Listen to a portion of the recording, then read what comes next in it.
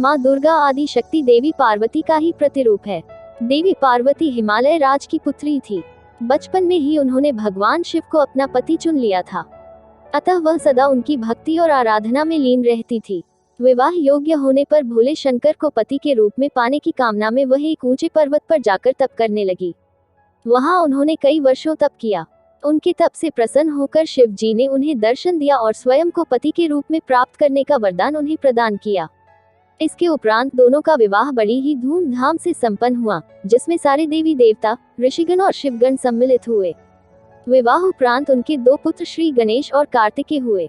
भगवान शिव लॉर्ड शिवा को पति स्वरूप प्राप्ति के लिए कई वर्षों तक किए गए कठोर तप के फलस्वरूप देवी पार्वती का गौर वर्ण सांवला हो गया था। एक दिन कैलाश पर्वत पर बैठकर हास परिहास करते समय भगवान शिव ने माता पार्वती को काली कह दिया।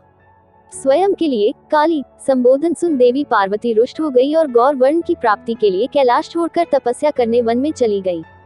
वन में एक वृक्ष ने नीचे बैठकर वे कठोर तप करने लगी। इस बीच एक दिन एक भूखा शेर भटकते हुए वहां आ पहुंचा।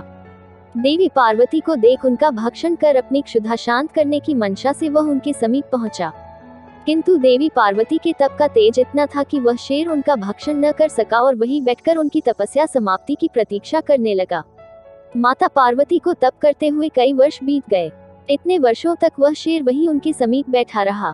एक क्षण को भी वह अपने स्थान से नहीं हिला। अंततः देवी पार्वती के तप से प्रसन्न होकर शिव जी ने उन्हें दर्शन दिए और गौर वर्ण का वरदान प्रदान किया। वरदान प्राप्ति उपरांत शिव जी के निर्देशानुसार देवी पार्वती गंगा के तट पर पहुंची। गंगा में स्नान उपरांत उनके भीतर का काला स्वरूप देवी के रूप में बाहर निकल गया और उन्हें गौर वर्ण प्राप्त हुआ।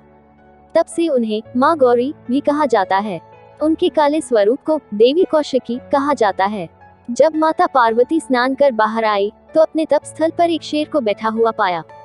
बाद में उन्हें ज्ञात हुआ कि उनका भक्षण करने आए शेर ने उन्हें अपना ग्रास नहीं बनाया और इतने वर्षों तक उनके समीप बैठा रहा।